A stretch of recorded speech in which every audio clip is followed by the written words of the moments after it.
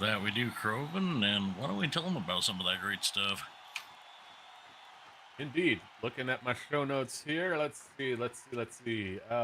First up, we've got Alavesta taking on Val Kennedy. One half of the Sirens going up against UFW's resident fitness wolf. And, well, I wish Val the best of luck, because Alavesta is one mean...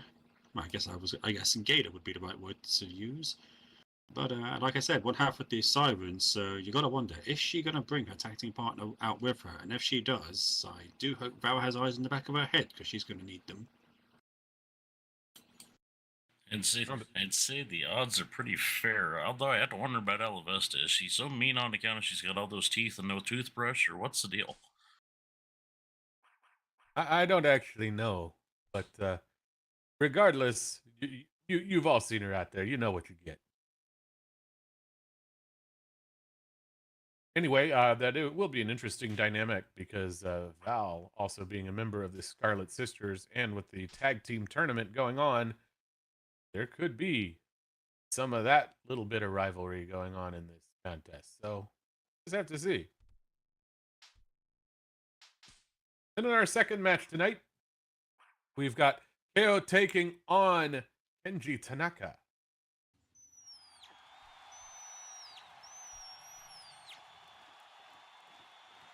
Couple of crowd favorites there.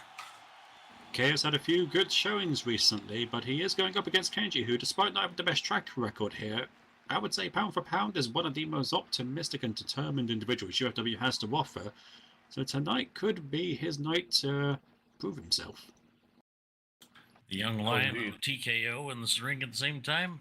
I expect that to be a pretty good contest. Oh, absolutely. I am definitely looking forward to that one. That will be a good one. And then our main event tonight, I don't think you guys are going to know who to cheer for in this one, because we've got Moralku Frostmane taking on Varka Kai.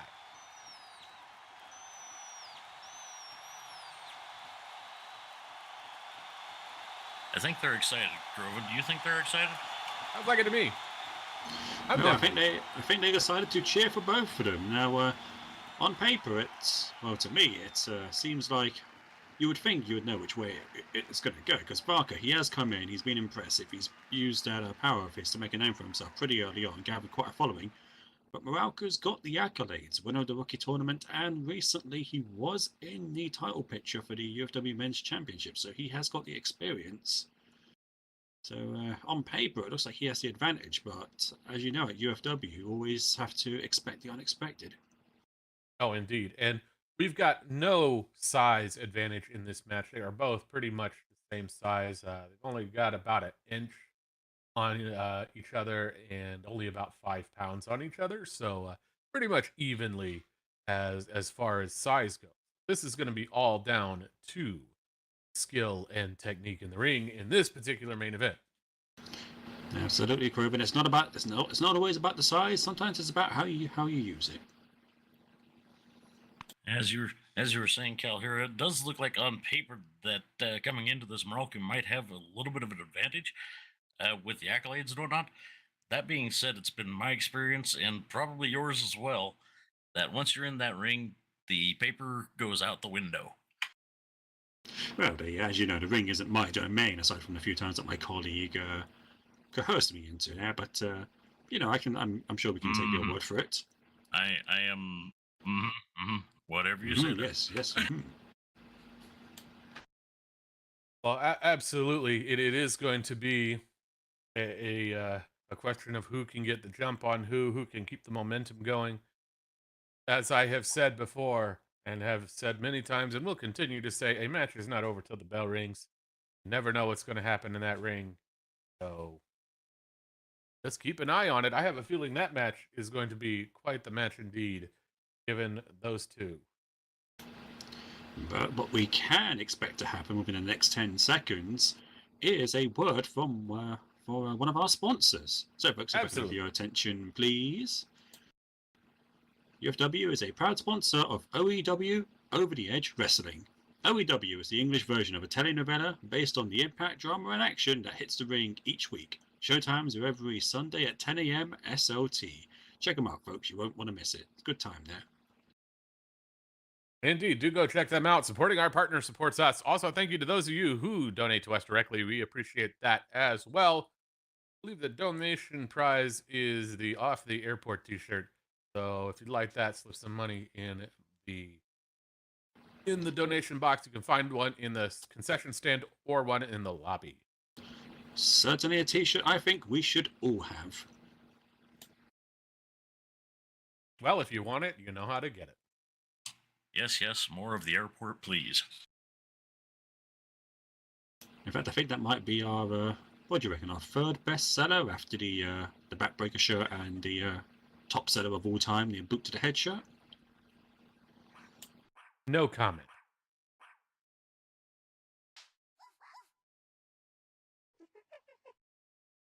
But while my colleague might not have any comments, ladies and gentlemen, what are your comments about your excitement for the upcoming show? Because we've only got about a minute left until it happens.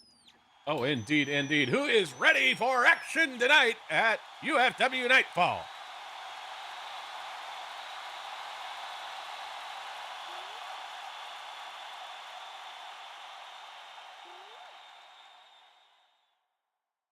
And that sounds like a crowd that is ready for the action tonight. I know I certainly am ready. Definitely sounds like everybody is. Still got just a few seconds before showtime. I do see, though, the fans are getting their signs out. Everybody is ready for the action tonight, and I love to see.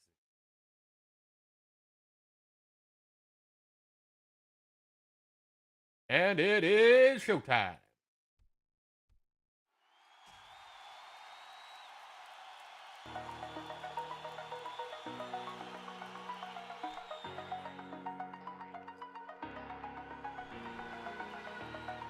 Over the edge, feel like I'm floating through the air. The pain I felt is paid for, all is said and done.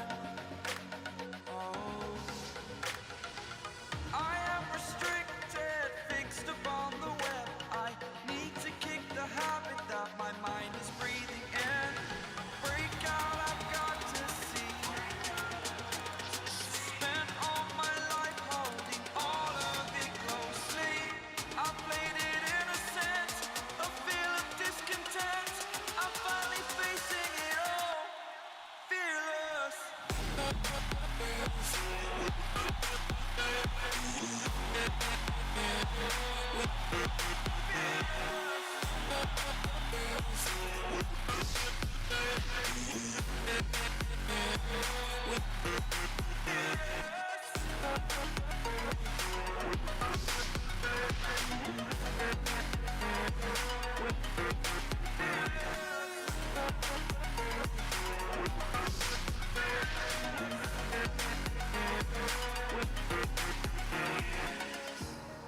Burning the bridge that keeps us. I'm here and I'm feeling fearless. Exaggerated, that's what you assume. The story's over now, I must conclude. I am conflicted, watching where I step still, hanging in the balance. Not the life I want to live, I want to take it all. Standing tall, fear outweighed the person you are. Oh, break out, I've got to see. Spent all my life holding all of it closely. I played it innocent, a feel of discontent. I'm finally facing it all, fearless. Good evening, UFW Nation. How are you all doing tonight?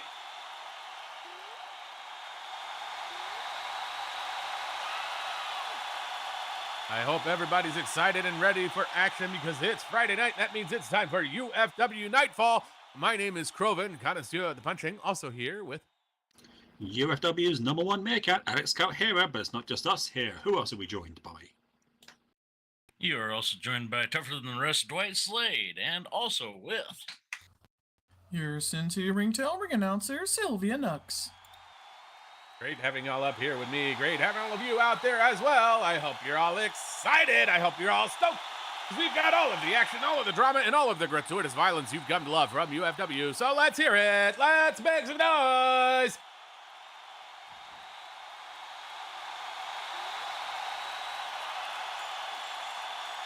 Oh, definitely sounds like everybody's ready to get things going. So am I. So let's head on down to the ring and get this whole thing going.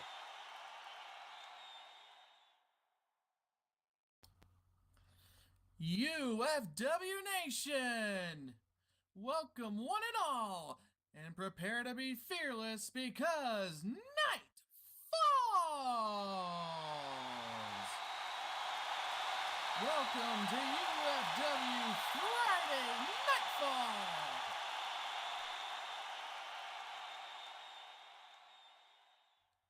And now our opening contest is a singles match set for one fall.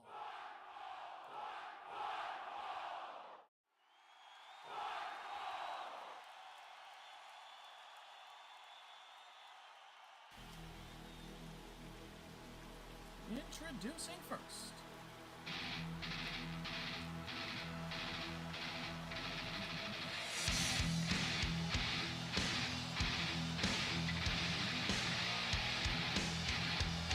Making her way to the ring, accompanied by Julia B. Barbosa, standing at a height of 6 feet 4 inches, weighing in at 170 pounds, hailing from the Florida Everglades.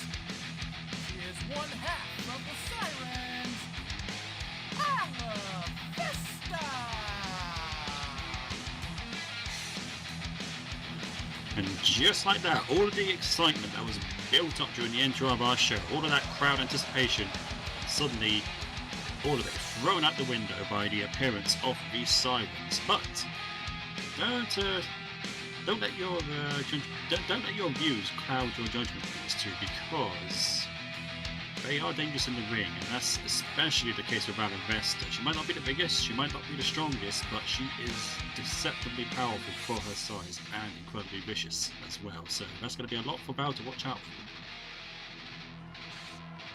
Oh, indeed. And past history between Scarlet Sisters and the Sirens, definitely not something to be ignored.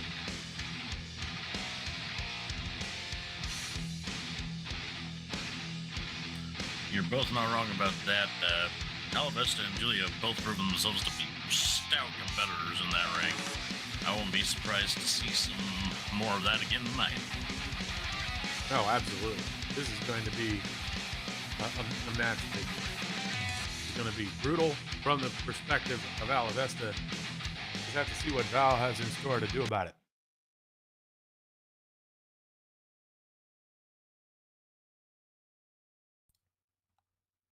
And now, introducing her opponent. Standing at a height of 5 feet 10 inches, weighing in at 150 pounds, hailing from Olympia, Washington, make some noise for the Olympian track star and one half of the Scarlet Sisters, Val Kennedy!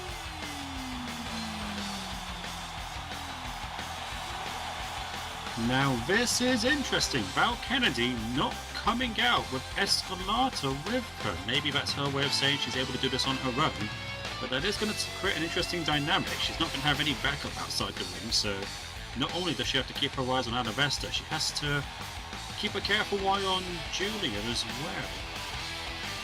Oh, absolutely. That's definitely something that will have to play in the back of Val's mind during this match. Yeah, she's definitely going to have to keep her head on a swivel with these two. Wouldn't be the first time we've seen some less than unquestionable tactics.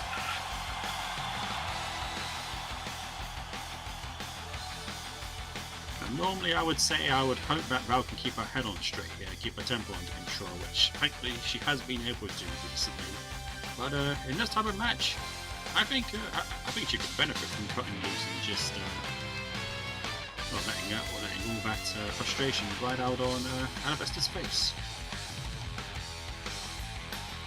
Know your place, beef. Out of the ring.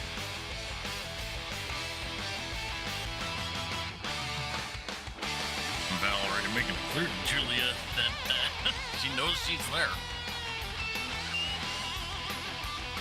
I'll do what I want. Ooh, very confident words there from Julia, but if our official, Oscar Bernard, has anything to say about it, I don't think he'll stand for that.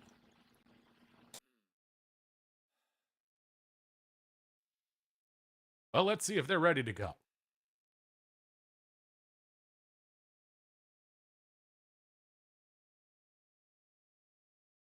Ready. It's fun time.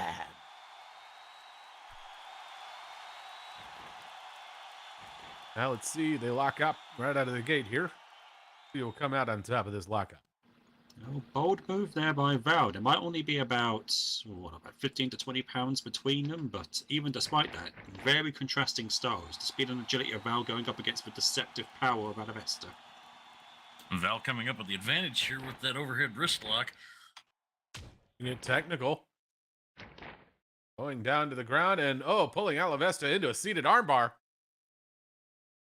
Oh, and while Alavesta might have the aggression and the power advantage, Val might just be able to out-wrestle her, and if she can take out those arms, she takes out a lot of the power game.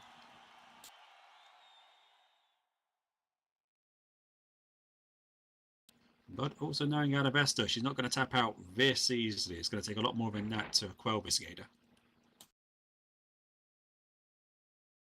I think this is sound strategy on Val's part. Establish the advantage early and just keep after it.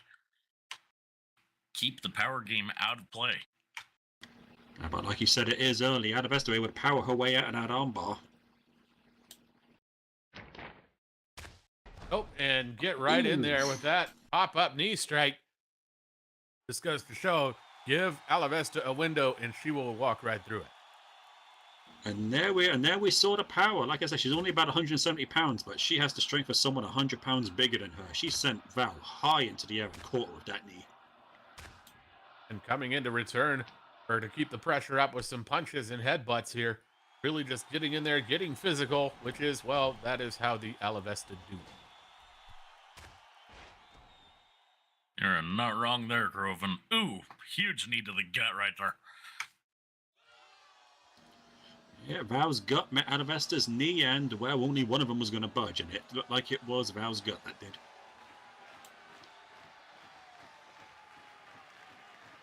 Alavesta now lining up for something here. Here she Went to the comes. encouragement. Ooh, huge knee drop. Punish her, partner. Shades of Harley Race there. But she's not done. She rolled through it, came off the ropes once again. And following it right into an elbow drop. And you gotta imagine for Val, having to focus on the match is gonna be, oh, no, wait, pinfall here. 1 and 2, just one. Quick kick out from Val. Val's already sort of fighting a double-sided battle here. Not only does she have to focus on Alavesta, but she's going to be having Julia outside yelling into the ring. Encouragement for Alavesta, potential distraction for the UFW's Fitness Wolf.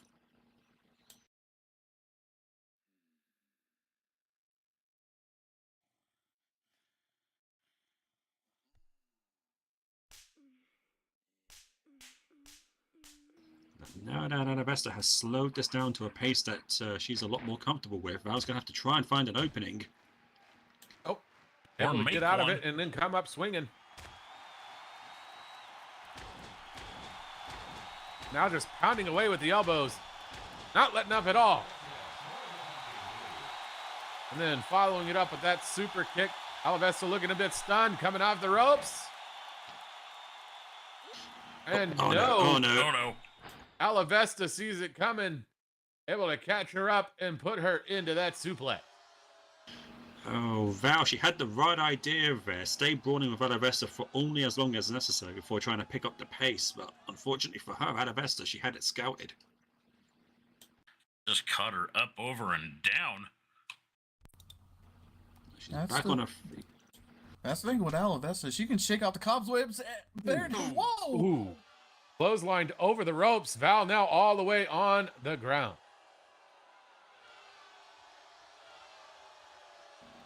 All On way the ground. ground and on the wrong side of the ring right there with Julia looming. Thankfully, those ever-attendant hawk-like eyes of Oscar is on Val, so I don't think Julia could get away with anything, even if she tried. Count is at 1, 2.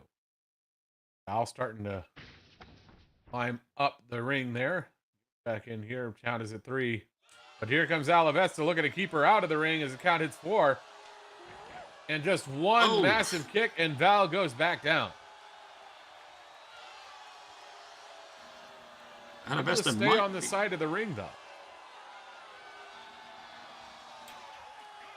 Falling under the ropes to get back in and stop the count. Alavesta might have been trying to win there by count out, not the most definitive way to win, but unfortunately she couldn't quite get Val off the apron.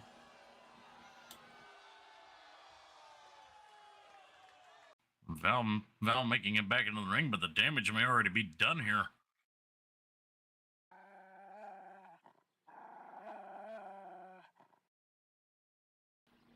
Alavesta now double fist full of those red locks of Val's.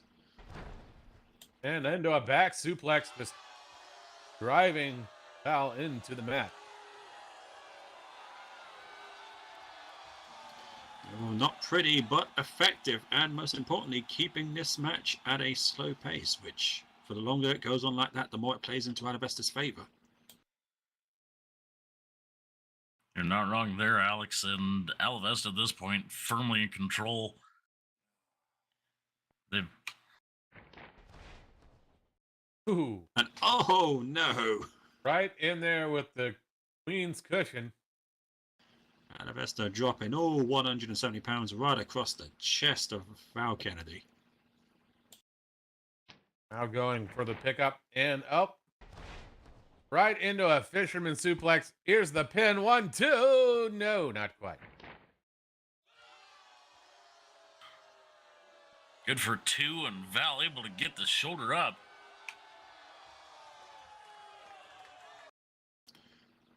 Now, Val's as determined as she is agile, so it's going to take a lot more than that to keep her down, especially once you hang out with Escalada for long enough. You're going to be determined as agile as all hell.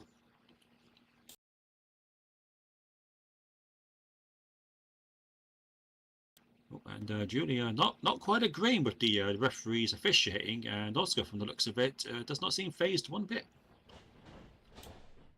Now Alavesta tossing Val to the corner.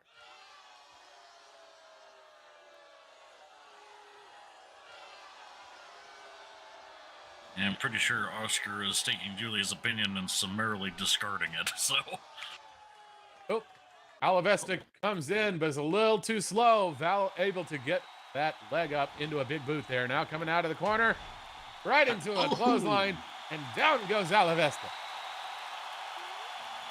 Alavesta had the advantage, but she got a little bit cocky. She was measuring Val up, getting a little bit too big-headed, I think you would say, and that gave Val the opening she needed to turn this around. But neither of them are getting up right now. Maybe that hit a little hard. Maybe that hit the wrong way for Val.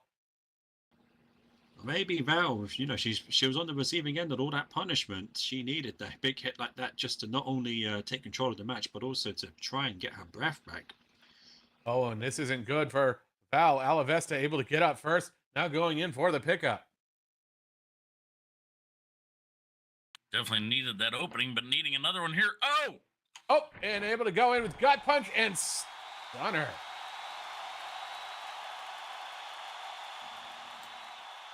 And maybe that little bit of rest gave Val the energy she needed to pull that comeback. Maybe she lured Alavesta into a false sense of security.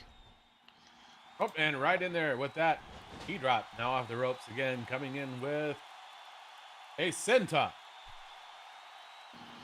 Oh, Val, no stranger to throwing her weight around, and now giving Alavesta every single bit of it. Here comes the pin. 1, 2. No, just 2. Not going to be enough just yet, but Val at this point just got to stay on the gas on this.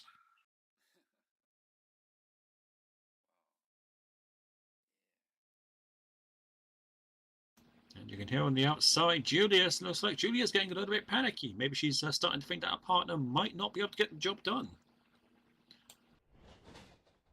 Foul comes off the ropes.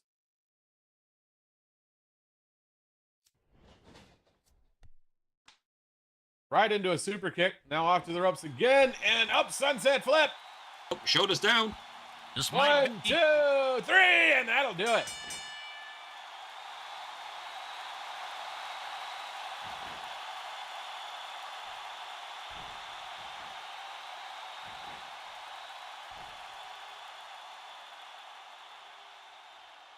UFW Nation, here's your match winner by pinfall, Validity!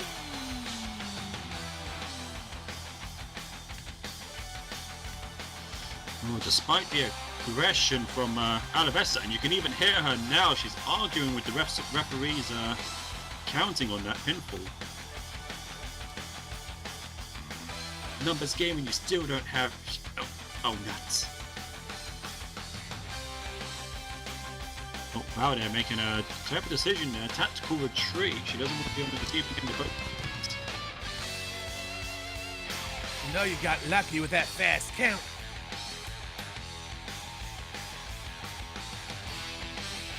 Well, folks, everyone is entitled to their opinion, and well, my opinion is that Alavesta, I don't think she's quite right. I think that our official for tonight did a very good count there. 1, 2, 3 right down the middle. Alavesta just getting hooked up with that sunset flip and surprised. Alavesta, the Sirens, not pleased with that outcome.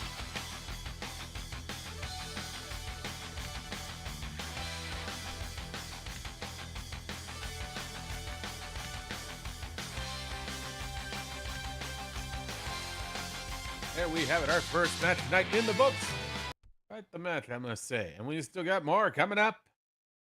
But before we get to that, we do have to take a brief moment to thank one of our partners. So if I could just have your attention for a moment, please. Carl's Little Store, selling expression animations for those intimate moments, Kazakh sprite maps, and a variety of other products. Visit drowsethewebsite.com for links and more information. Do go check them out. Supporting our partner supports us. Also, thank you to those of you who donate to us directly as well. We appreciate that greatly. Anyway, I do believe our next match is coming up. UFW Nation, the following contest is scheduled for one fall.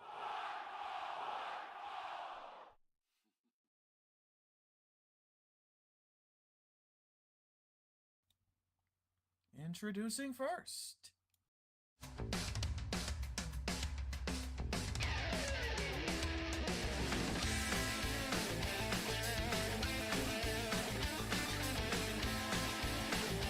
Standing at a height of 6 feet, even weighing in at 201 pounds, hailing from Kyoto, Japan, make some noise. The youthful identity, the Wanda!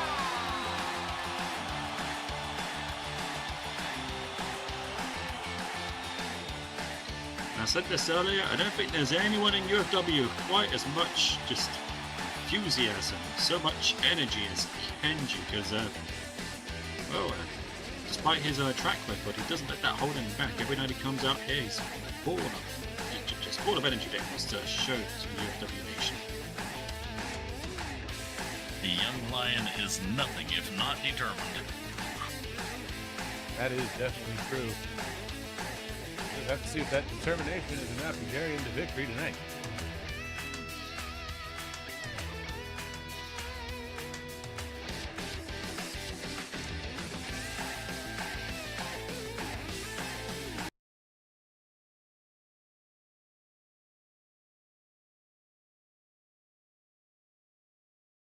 And now, introducing his opponent.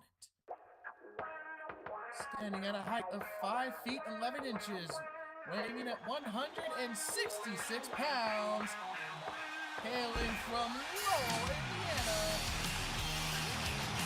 Watch out, don't get knocked out by the whole damn show. That is Halo!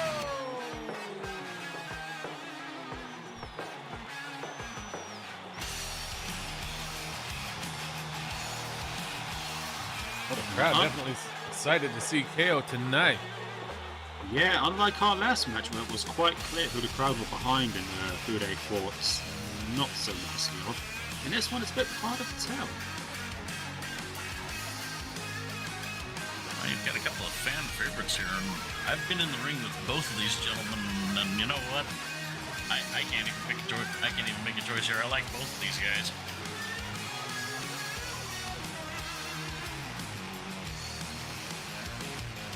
On paper, at least height and weight-wise, it does look like Kenji has the advantage. He's a little bit taller and he's got about 30 to 40 pounds on KO, but as we know, numbers don't tell the whole story. Just because Kenji's the bigger of the two doesn't mean he's going to be a big, slow powerhouse. He's a nimble individual fighting his own right. It's going to be interesting to see how KO can deal with someone who's not only bigger than him, but also just as fast, potentially. It's going to be an interesting contest for sure.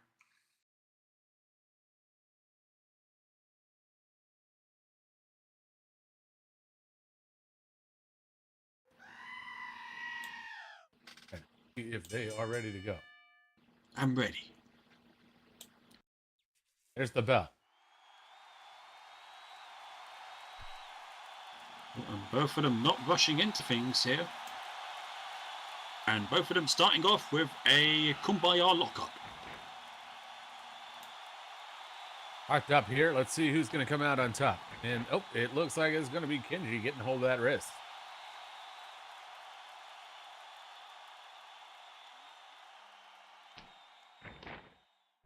But KO trying to roll his way out of it and able to put Kenji on the ground, but he's able to roll right back up, heading to the ropes, coming in on the rebound.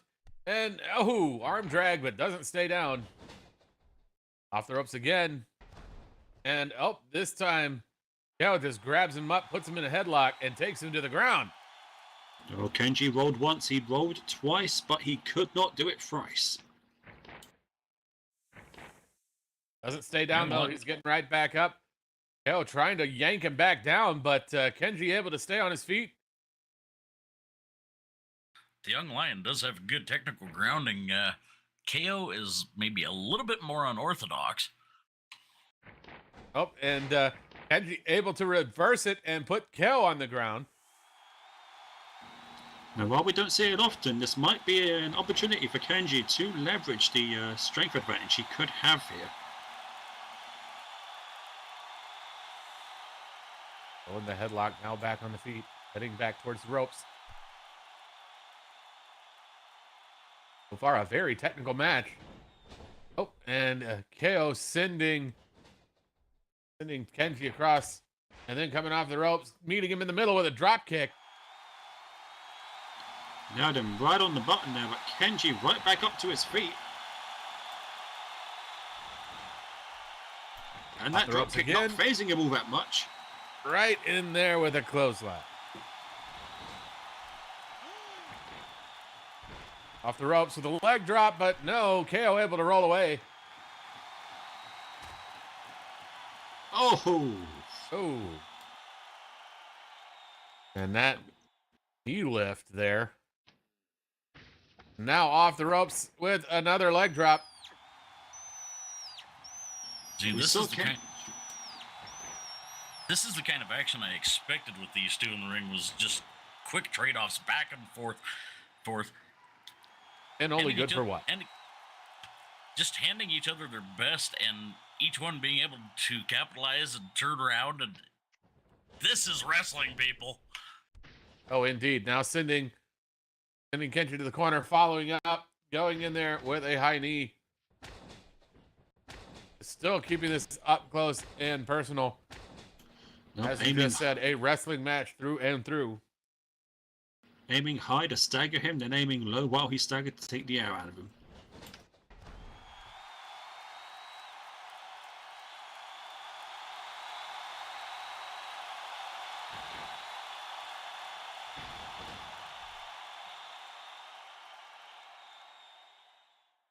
But despite the onslaught there, Kenji again pulling himself back up to his feet. He's determined to not stay down.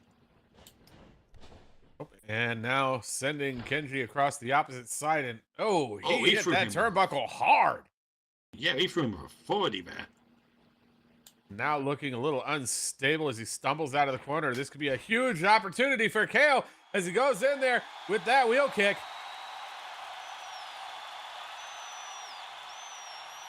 Oh, too many shots to the head like that, and even the determination of Kenji's not going to be able to pull through. Off the ropes. And, oh, sliding in there with that sliding kick. Oh, it looked like a sliding forearm to me, right to the face. Oh, going in for the pin, only good for 2.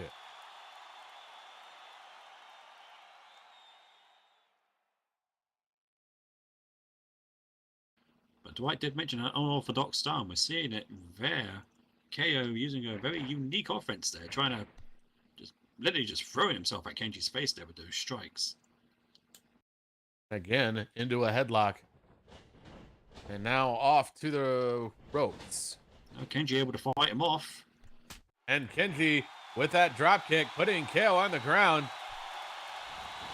Well, that may have hit him hard, but it didn't put him out. Kenji now able to get in here with those leg drops, taking control of the match here. How can he keep control? Well, Kenji decided that if KO likes going for the face, then he should have a taste of his own medicine.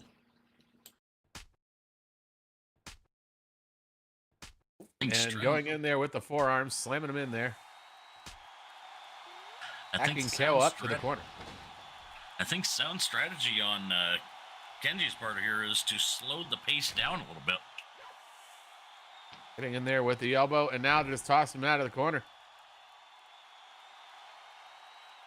Kenji can keep this up. He could have a shot at this match. Got him up and right into a scoop slam. Oh, I know where this is going. Kenji doesn't just stop with one. And another. Is he going to go for a third? Oh, looks like he's going to go for a suplex instead. I'll take it. Snips it. Finishing off those trio slams. And, oh, not quite enough, though. Only getting 2 out of the pin there. A pair of scoop slams into a snap suplex, good for 2. Oh, and now he's going to wrap KO up in a Boston Crab.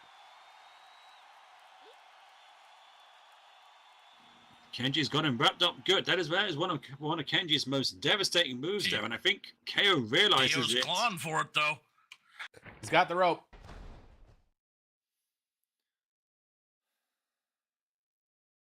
And you saw the moment Kenji had him locked in that KO, he frantically wanted to get his way over to the ropes. He knew he was in trouble if he let that stay in for any longer than necessary. Oh, indeed. That is a painful trip to Beantown, if you ask me.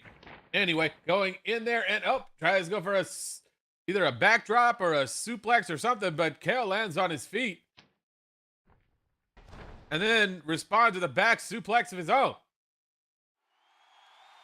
Well, Kenji wanted the back suplex, but I don't think he wanted to be on the receiving end of one. Oh, KO top rope. A little bit of turnabout there, and KO setting up. Oh, tries to go into the flying splash, but no, Kenji gets the knees up. Look, KO going for that frog splash there, and Kenji had it scouted. That's what it looked like to me, yeah. Oh. Kenji goes for the cover. 1, 2. No, not quite enough. Maybe if he'd gotten his body over him, that might have done it, but coulda, woulda, shoulda at this point.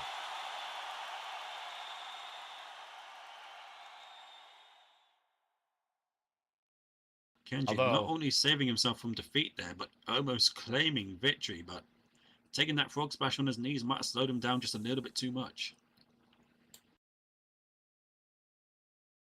Could this, though, be Kenji running out of gas? That pin looked rather exhaustive in the way he had crawled over to the ropes there. I think he's running on fumes at this point. Oh, and now they just start getting physical. Strikes and punches and elbows, forearms, all in the whole 9 yards. Yes, more of the punching, please. Oh, the punch is blocked. Something's got to give, and it looks like Kenji is the one that's going to give here. Backing him up towards the rope. Like I said, though, Kenji was starting to show fatigue earlier. Maybe it's starting to get in his way now. As KO sends him across the ring, Kenji comes off the ropes and, oh, right into that clothesline. Ooh.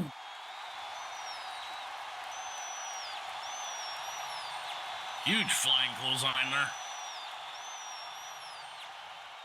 And this, It looks like KO's feeling it. oh, indeed. Here he comes with the Rolling Thunder.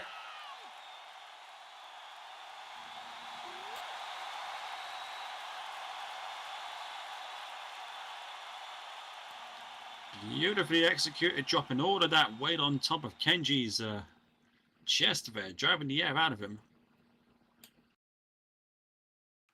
Looks like I'm taking a little bit of that something out of him, though, in the process. Oh, indeed. This could be, I think this one's going to come down to who runs out of gas first. I thought it was going to be Kenji, but now KO looks like he's running on fumes too. And Oh, up wait gets a right minute. in there, takes an atomic drop and a Michinoku driver right into a cover. This could be it right here. 1, 2, 1, 2. no! Oh. Not quite.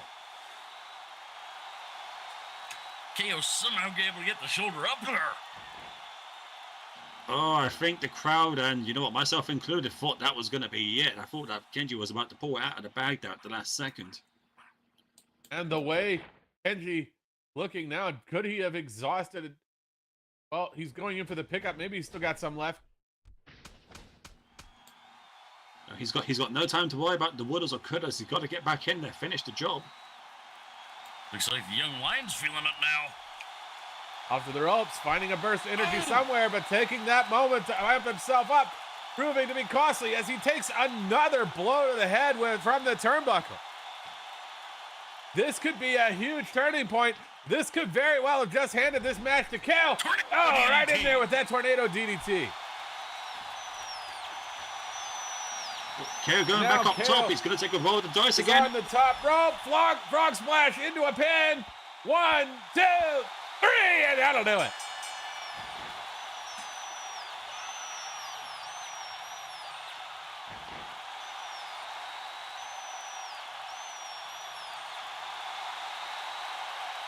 UFW Nation, here is your match winner by pinfall, KO!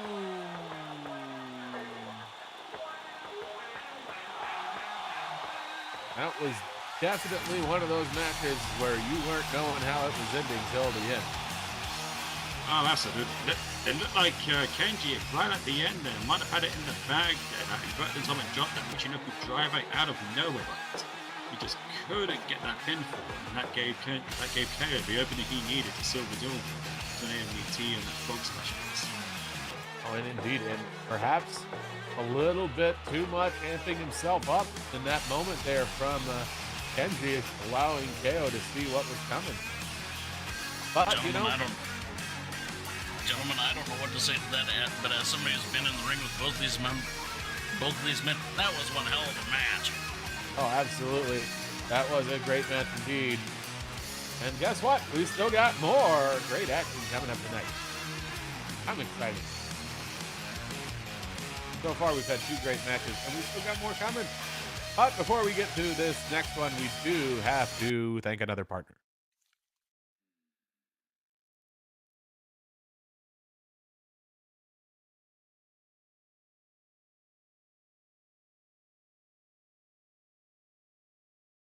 Yes, we do. Just finding my notes here. Don a pair of comfy jeans and don't forget your sweater. Let the crisp, piney air refresh your senses while enjoying a relaxing horseback tour of our scenic Northwest U.S. equestrian town. Skate the night away at Moonlight Rollerway. Bowl that perfect 300 in Milkaway Lanes, or get that hole-in-one at Level Up Mini Golf.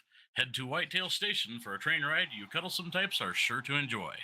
All that and more to explore at Fauna. Please visit our website, fauna.club. Indeed, do go check them out. Supporting our partner supports us. We also thank those of you who donate to us directly. We appreciate that greatly as well. Well, anyway, I do believe it is main event time. Who's ready for a main event tonight?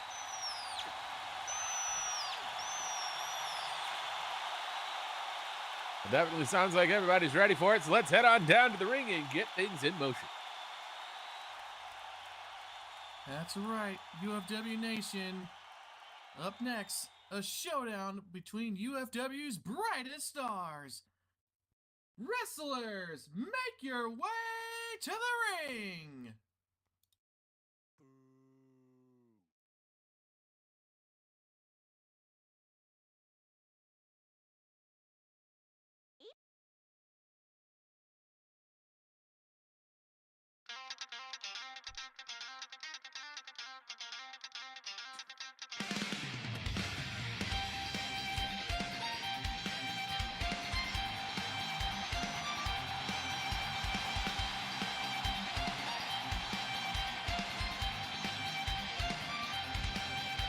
And no lack of support whatsoever for Moralku. And, well, I guess you could say the action backs up that support. One of UFW's fastest rising stars, who came in here last year, made a name for himself, and he's continuing to do that this year. Winner of the rookie tournament, and not that long ago, gave UFW men's champion Oliver perhaps one of the hardest title defenses he's had so far. Oh, indeed. Moralku definitely a force to be reckoned with, despite his relative newness to you. But while the past accolades are impressive, you've always got to look forward. It's always what's in the present that matters. So, while it may look like he has the advantage, you never quite know. There could be a surprise tonight, or Moralku could continue just building up those accolades of his.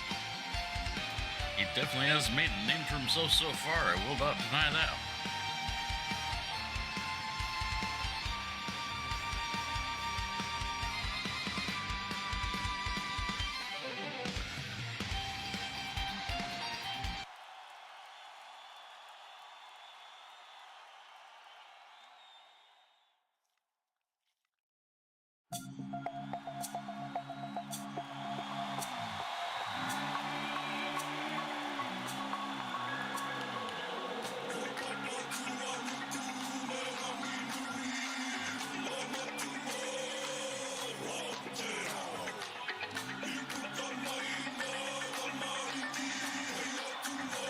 Now, Moralku may have some past accolades, but I would not write off Barca Kai. Barca may be newer to UFW, but he's definitely been making a name for himself as well. And it does sound like the crowd agrees with you there, Krogan. No lack of support for Varka either. Chilled outside the ring, but once that bell goes, you got to watch out for the power of this guy. If he wins here tonight, that's going to be a pretty big statement. But like you said, the experience of Moralku, that's going to be a tough hurdle for him to overcome.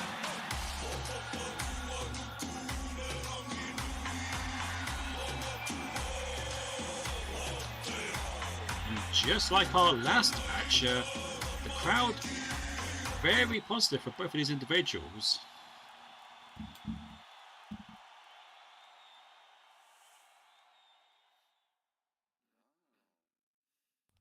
UFW Nation, welcome one and all to your Nightfall main event of the evening. When the action gets underway, it'll be refereed by Oscar Bernard. The following contest is a singles match scheduled for one fall.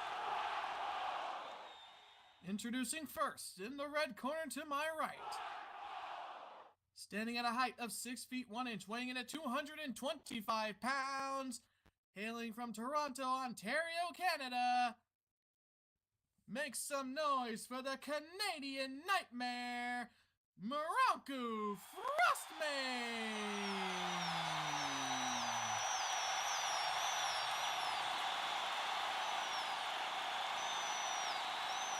Judging by the squeaks, there's no shortage of snow leopards in the crowd tonight either. Definitely sounds like it.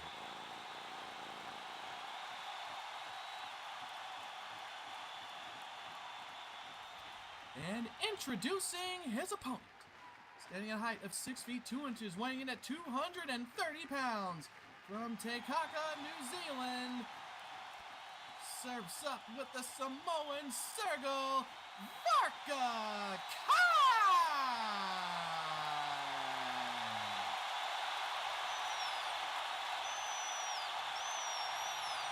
Gentlemen, best of luck to each of you.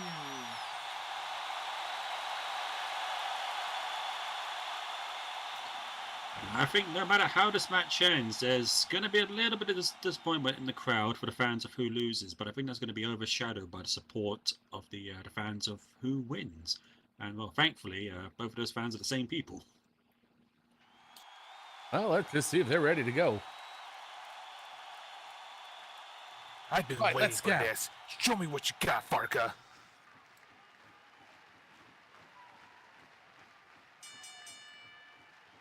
And there's the bell.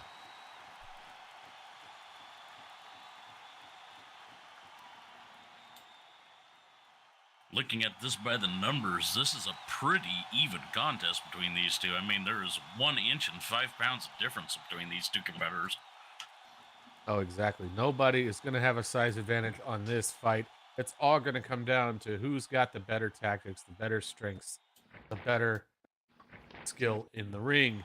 They lock up here. But as we know, the numbers don't always mean anything. Despite the similar size, very contrasting styles here. Moralku, the more agile and technical, and then Varka, the more power-based. And Moralku able to get the advantage early, taking Varka to the ground with the arm drag.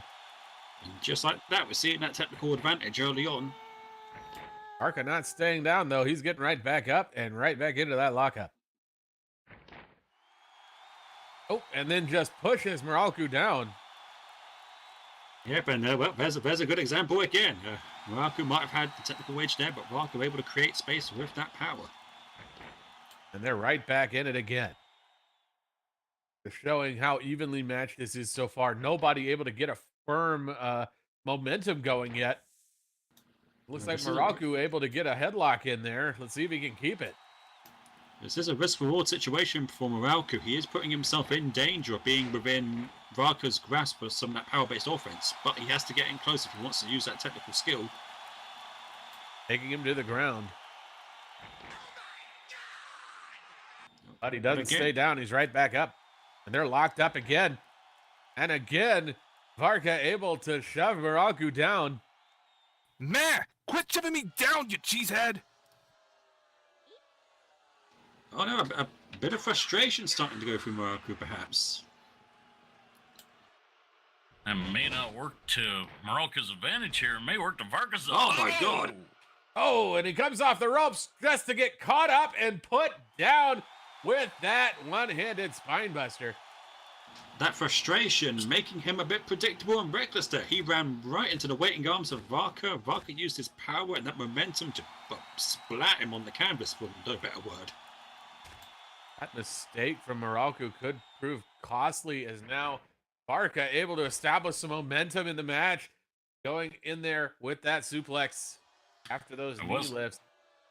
I was going to say this one could just come down to who is able to establish a little bit more of an advantage. It may come down to who's able to maintain their composure a little longer.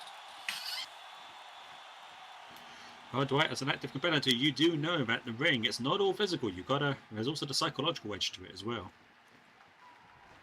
Oh, and indeed, and that did look like a little bit of crack in Moralku's psyche there. Can he keep it going, or will he let his head get the better of him? Well, speaking of the head getting the better of them, corner, get that elbow in there to block off of Varka's offense there. Let's see if he can make something out of it, and he does. He's able to get a chop in there, and some more chops, backing Varka out of the corner. lighting that chest up. Varka's chest might not be white by the end of that. Ooh, and one massive knife edge to put him on the ground. Yeah, I wouldn't be surprised if that chest of his turns a bright shade of red after those hits. Oof. Yeah, absolutely. As you were saying, though, Alex, so there is a lot of physical in the ring, but there's also a lot of mental, and sometimes it just comes down to can you think on your feet? Can you outthink the guy that's across the ring from you? Well, too many elbow drops to the leg like that, and Varka won't be doing any thinking on his feet.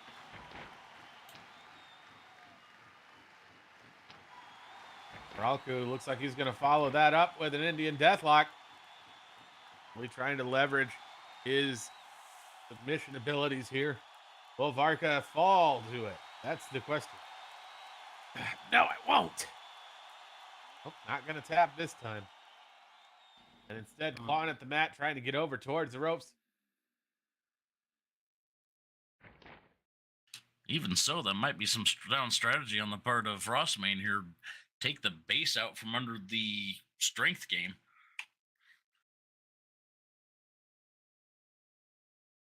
That is one of the weaknesses of a big powerhouse style. Yeah, you can overwhelm your opponent, but you can only do it if you have that vertical base.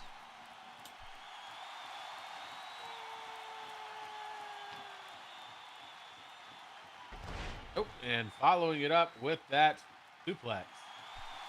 And Moralku's shown that despite Varka being the more powerful of the two, again, not much of a size difference, so he can throw the Sergor around just as well. Right in there with that headbutt drop. Oh, talk about using his head. Might have cost him a little something himself there. Going in for the pin, one, and no, just getting one out of it. Yeah, we do. We do have some solid noggins in UFW. Individuals like Temujin and Alabesta come to mind.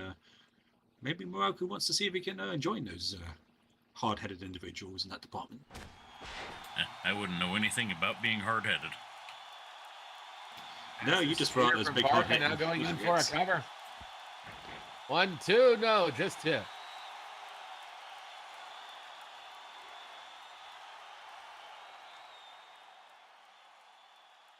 Moralku's going to have to work on that headbutt game because it didn't have the desired effect and it left him wide open to getting taken down like that. Oh, Varka getting in there with the knees, pounding it into the face. Oh my god, trying to rearrange his looking a little facials. unstable as Varka just sends him to the corner with that belly-to-belly suplex. There is the power of Varka Guy. And he's not done yet, going in for the pickup. And going in with that German, putting Moralku now in the middle of the ring, and probably seeing little Tweety birds dancing in front of his head right now. Here comes the cover. 1, 2, just 2. Moralku taking a bit of a rough landing on that one as well. Now, rough landing is an understatement. He got folded up like an accordion. I know Snowdappers are flexible, but jeez. So far, Varka now really starting to make things happen in this match. Oh, Moralku able to get a block up. And follows it up with that super kick. Maybe he can turn it around here. This is where Moralku's got to be thinking he might have just a little bit of an edge on quickness, and he's just got to think of ways to capitalize with it.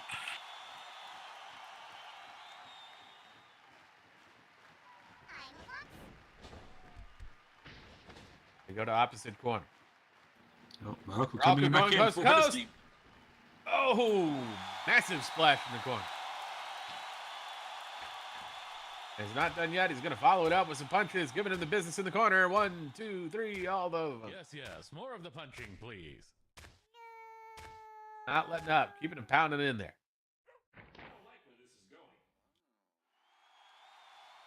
Now Varka looking a little worse for wear as Moralku goes out and then back in with a monkey flip.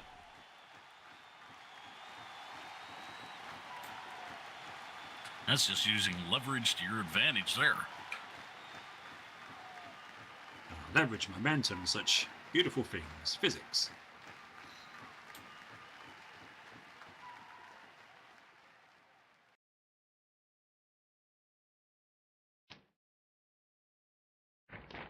Oh, Moralku's going to rock him up the Leverage. sharpshooter. Ooh, I sure hope Varka did his stretches before this match, because if not, that's going to be extra painful. No tapping from Varka. Legs tangled up, no way to move him, spine folded up, but those arms are free. They're allowing him to drag himself to the ropes. Looks like he's Got got the it. rope. And Moralku, let's go. Varka for the second time there, having Varka in a submission hold. Varka getting to the ropes and Moralku not taking the count, choosing honor over advantage. Morocco looks like he's setting up for something there, though. Barker better have eyes on the back of his head, because if he doesn't... Coming in, and oh, right in there with that crossbody, rolling him up. 1, 2, no, he gets kicked out.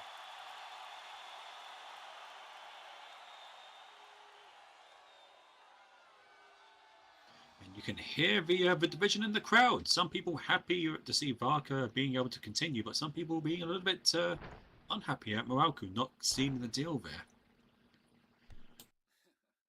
Bring him with some stomps to follow up. Now heading over to the corner. Let's see, what's it got in mind here? Heading up the turnbuckles. Oh, this isn't the first time we've seen a snow leopard fly, but will it be the second time we've seen one? Going in with a diving headbutt off the top rope. Oh, but he might have done just as much damage to himself with that. He goes for There's a the cover. cover. 1, 2, no. No. Not able to get enough body weight on him. And that was a big gamble move on Moralku's part. He did the damage, but I don't think he quite anticipated how much it would do back to him, and that could have cost him. He wasn't able to get the pin right away.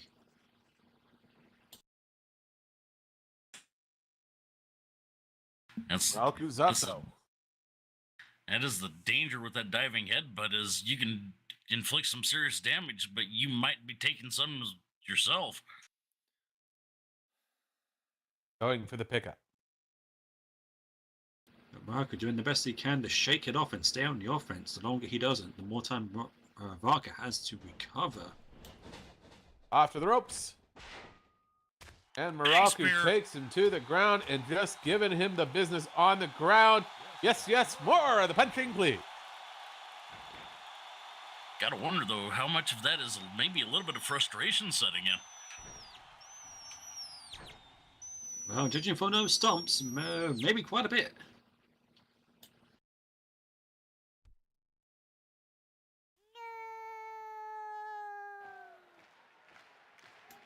Now, maybe Moralku thinking he might have been able to get the job done by now, but Varka's being just a little bit stubborn. Maybe that's starting to get to the Snow Leopard. Looking like Morocco signaling for the end. Oh, right in Oh. there with a V-trigger. And he got all of it. Varka tumbled to the ground, but he's getting back up. Moralku goes to the ropes, coming in on the rebound, and hits and him again. And again. Now going for the cover. This could be Aussie Road. Two V triggers. And no, he kicks out. 2 V triggers, and he still gets the shoulder up. I don't know if that was a termination or just reflex from Varka, but whatever it was, it worked. And Moralku can't believe it as he heads over to the ropes. Did he just spend his last big burst of energy there? Varka goes to the ropes. Moralku going across, trying to make something of it, managing to get Varka over the ropes. Well, those V triggers might not have been able to seal the deal, but you saw the way that Varka was moving. He was unsteady. He did not quite know where he was. Moralku still has a chance to seal this. Moralku signaling for the end here, going over to the ropes. Bouncing. And going through the ropes. Oh no, wait. Here he comes, and up, tries to go over the rope, but no, Varka catches him up and puts him down into a backbreaker. Played a little bit too much pinball on the ropes. Gave Varka enough time to get up. Absolutely huge backbreaker right there. And that could be the end of Moralku's offense right there. That was a head of a gamble on both of their parts. A gamble on Moralku's side to throw himself out like that, and then the same for Varka to see if he could catch him, but he was able to plant himself. And Varka sends Moralku back in the ring. Count is at 3. Varka now getting back in himself. Let's see what he's got in mind. This is a Gonna have huge to hand- opportunity for Varka if he can capitalize. I'm gonna have to hand it to Varka on that one. That was just some excellent ring awareness. Ring awareness despite not even being in the ring. Moralku's up, but Varka comes over the ropes with a wheel kick.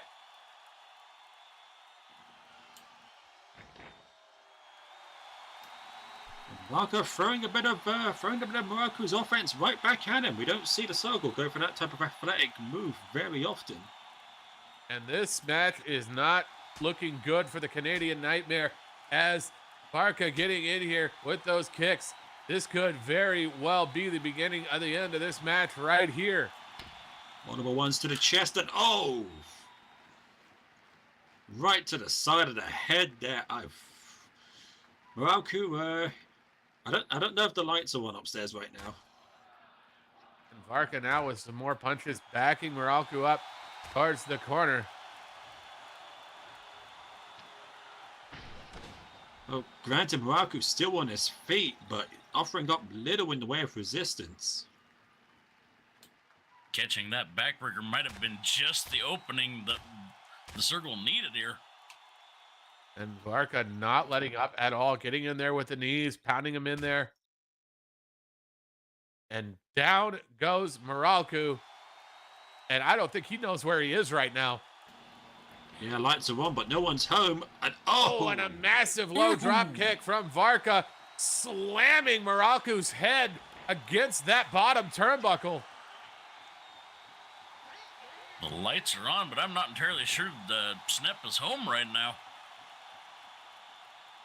Varka goes for the leg. I think we are just about to see the end of this right here. I don't think there's much more needed. This could be it right here. This could be the final pin. 1, 2, and no! Moralku kicks out!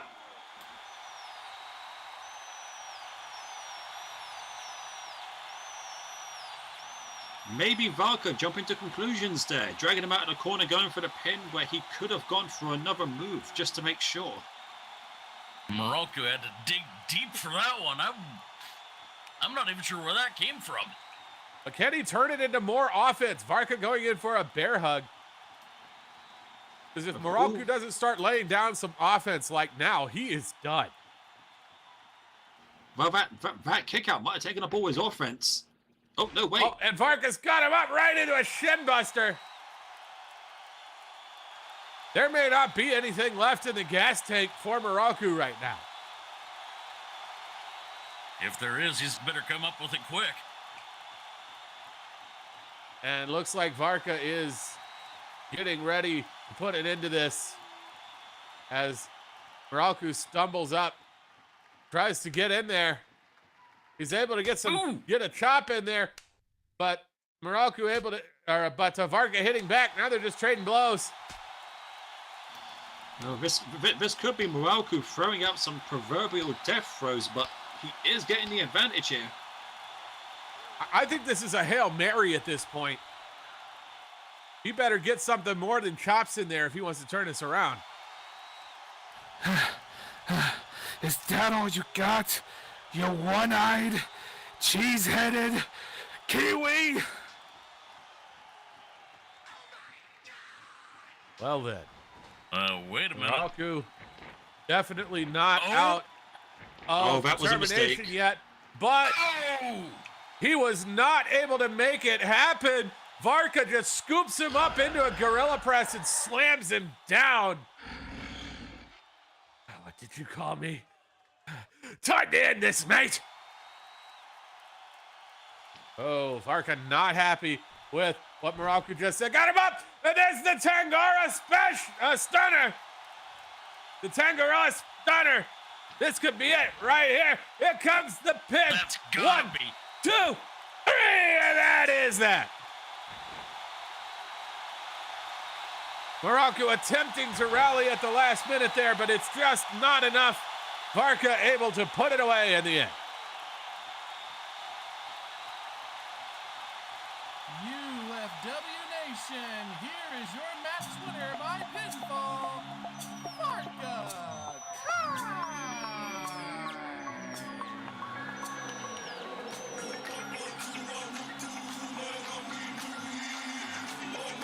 Gotta hand it to Morocco, though. I mean, I was pretty certain that match was over, but Morocco keeping it going until the bitter end. You know, sometimes I'm the type of person for speculation, and I think in that case, Morocco being so high near the top of the mountain recently might have made him just a tiny bit overconfident. It might have made it so that when he wasn't able to put away Varka, frustration set in. I think the advantage here goes to the man that was able to maintain their composure and think on their feet a little quicker. Varka Guy coming up with a hell of a victory here tonight. Oh, absolutely. You cannot underestimate the statement this makes for Varka and what his position, what his growing position in the roster is. This is a huge win for Varka. And yeah, I kind of agree. I think Morocco just let his frustrations get the better of him a couple of times, and that just gave Varka the opening he needed to deal damage where it counted. Perhaps a little slice of humble pie could be what Morocco could eat.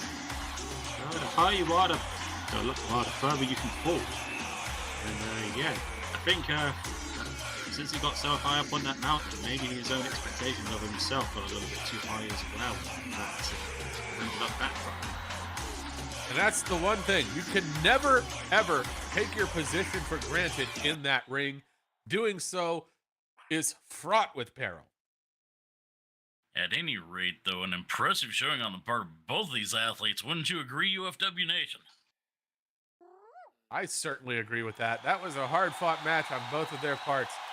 Sure, Varka came out with it in the end, but Morocco made him work for it. That's definitely for sure. That was some quite wise insight there from you, Krovan, about never being overconfident in the ring. I think you should give it a try sometimes with that type of insider knowledge. What do you mean by that? No, I think you know what I mean, folks. Do you reckon you should give it a try someday? And what makes you think I care what they think? Come on, Krovan, we're a democracy here. I mean, I think the crowd has long ago learned that I don't really care what they think. Anyhow. Oh, I tried. That is our show tonight. I hope you all had a great time tonight. Hope you all enjoyed every minute of that action. Because boy, did we have some great action tonight. Definitely one for the record books. I hope everybody enjoyed that, had a great time. My name is Krovan, connoisseur of the punching. Also here with UFW's #1 meerkat at its Cohera, and we've been joined by Tougher than the rest, White Slade, and also with Listen to the ring tail ring announcer, Sylvia Knox. great having you all here, up here with me. Great having all of you out there as well. Hope you all had a great time tonight. Hope you all enjoyed the show. Do want to see you all at future events coming up on Sunday, 7 p.m. Second Lifetime. We've got UFW Sunday Night Frontline. And coming up in this edition, we're going to have Narissa versus Imogen. See how that turns out. We'll also see Tilly versus Julia and Valkyrie versus C. And I believe we might even hear from one.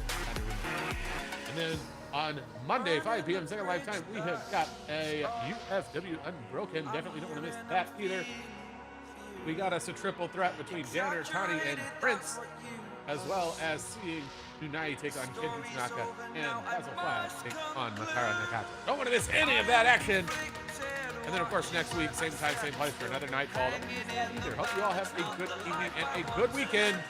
Lots of great stuff coming up. Don't want to miss any. Meet and greet will begin momentarily.